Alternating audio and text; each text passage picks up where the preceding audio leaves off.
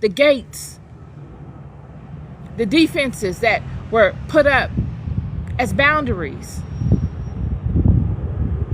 are burned and broken. And it came to pass when I heard these words that I sat down and wept and mourned certain days and fasted and prayed before the God of heaven and said, I beseech thee, I'm looking for you, Father. O Lord God of heaven, the great and terrible God that keepeth covenant and mercy for them that love him and observe his commandments. Let thine ear now be attentive and thine eyes open, that thou mayest hear the prayer of thy servant, which I pray before thee now day and night for the children of Israel, thy servants, and confess the sins of the children of Israel, which we have sinned against thee. Both I and my father's house have sinned. He is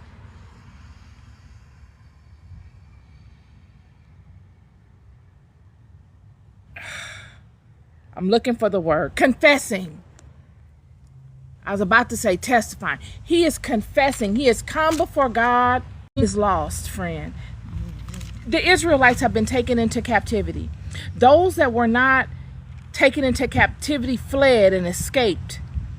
And those that escaped were so far off what they were doing to the holy places that they could never before tread upon. Now the enemy has come upon them unto the holiest of holies and broken down the boundaries, the gates that protected it, and burned it. And now Nehemiah is saying, Father, I have no choice. My pride has left me.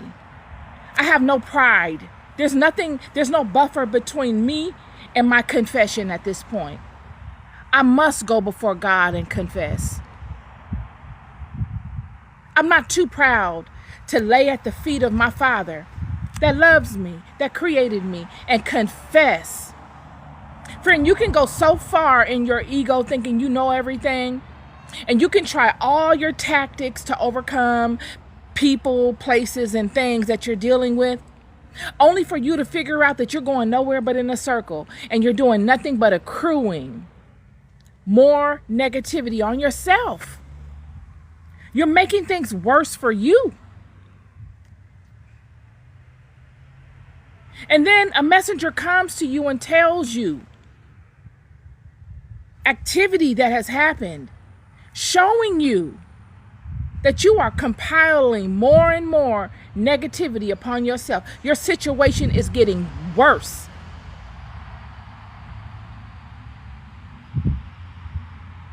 And Nehemiah says, there's no more ego. I don't have any more ego. I'm a servant in another man's kingdom, but I'm a prince. I'm appointed prince to the mightiest house, the house that these people are copying.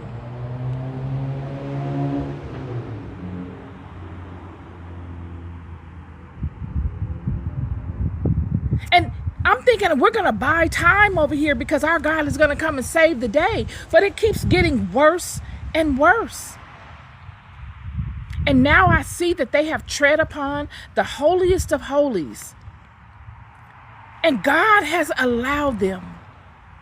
This is signifying to Nehemiah the degree of which they have been punished. This could never have happened before. God would not ever have allowed it. From Hezekiah to even Ahab, to all points in between, and then those before them up to David, God would never allow things to get this bad, where they come upon God's holy temple and burn it. And Nehemiah says, I got to go and confess. I can't go before God tattletelling on them and saying, oh, they're bad, Father, look at what they're doing, this, that, and the other. This is a higher level of punishment. The severity of which I am in requires humility on a whole nother level for me. This is not an offering that's going to solve this. There's not enough oil we're going to be able to gather and anoint some stuff with. I can't fast that long, long enough to help me come from up under this. If I fast long enough, I'll be out of here. I won't survive the fast. That's how long I'm going to have to fast. And how do you fast from a punishment that is inflicted upon you by your God? It's the same theory of a curse. When someone throws a curse on you, how does a curse land on somebody that ain't never did nothing to you? You're so wise in your thinking, you think that you don't even know the rules of the game you're playing. You're cursing yourself. You throwing a curse on somebody that's never done nothing to you gives them the ability to lay you down. You're just saying, here you go. You're praying they never find out it's you. When all it takes is a few simple tricks and they figure out it's you like that. But if you don't know that game, if you don't know that system, if all you know is throwing stuff out there to people, you don't know what it's like to take it. If you don't know what it's like to reverse engineer that thing and stand in it and deal with it, and then reverse engineer it, you don't know the details of it. God has put these people in a situation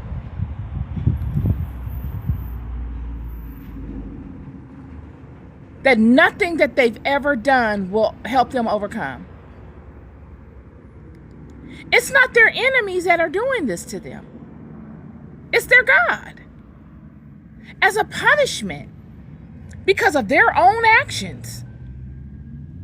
But because they don't want to stand in the punishment, they don't want to reap the results of their own actions that they did, they'll try any and everything to avoid it, which includes honoring false gods, honoring the imaginations, and making them gods. That's exactly what's going on here. Whether through sigils, whether through idols, constructs of the hand, all of these things, they will use a vessel that they construct on their own to make into a god because they don't find themselves worthy to honor the God of their creation. Because they don't want to bear the weight of the punishment and working that out, all that negative karma, working that off, that they inflicted upon themselves by trying to harm somebody else or by trying to live outside of their creation. And Nehemiah says, I can't fool myself anymore. Who am I fooling? I can go and create all these imaginations and honor them and put emotion and feeling into them and do all that I want to do. But at the end of the day, I'm still out of alignment with myself, with the God within me. And all these little things that I'm doing or we're doing as a collective are just little small band-aids that we're putting on a problem. We're not fixing it. We're getting temporary relief in the form of comforts. Let me go and confess. Let me own up to myself. Basically, that's what it is. That's what a confession is. Let me be honest with me. Let me go in the bathroom and stand in the mirror and look at myself and confess.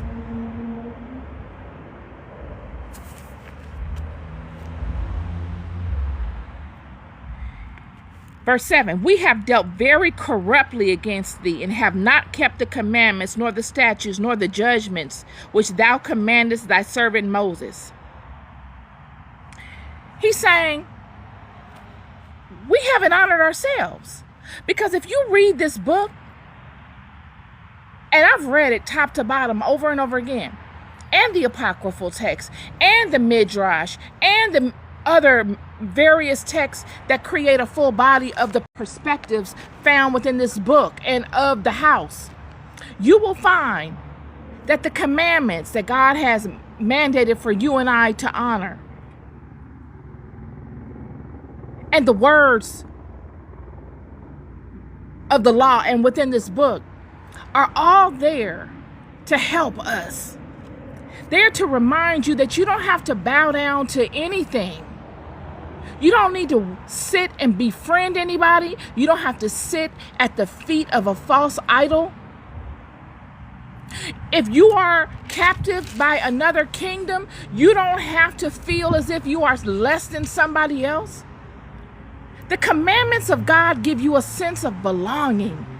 They tell you that you are connected to power and that there is always a way out of anything that you experience. You are never alone. And many of you, like looking at these comments, y'all think it's a joke. Friend, the joke's on you. We all in the same system. You're not in some separate universe, friend. That's what makes this thing so interesting. We're all in the same thing. So whether you get it or you don't, I mean, I want to say I care, but I don't really care. That's for you to care. It's not for me to care. I'm not your parent. I'm out here preaching a word of encouragement and nutrition, spiritual nutrition to people that really know that they need it. I'm not here to convince you at all.